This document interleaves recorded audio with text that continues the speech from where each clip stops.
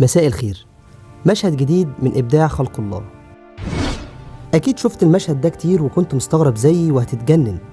إزاي الحيوان المفترس ظاهر قوي بالشكل ده ومع ذلك الفريسة الغلبانة مش حاسة بيه ولا شايفاه؟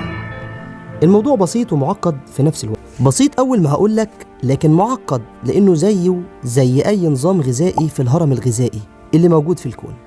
كل مفترس ليه قدرات تخليه يتكيف مع البيئة وياكل ويتغذى علشان يعيش، وكل فريسة مقابلة ليه عندها نقطة قوة تقدر بيها تحمي نفسها ونقطة ضعف تخلي المفترس يقدر يفترسها ويتغذى عليها عند احتياجه للطعام. وده علشان يحصل توازن بيئي بحيث ما يبقاش صعب قوي مثلا النمر يفترس الغزالة فيموت من الجوع أو ينقرض نسله، ولا سهل قوي عليه يفترسها فتنقرض هي كمان.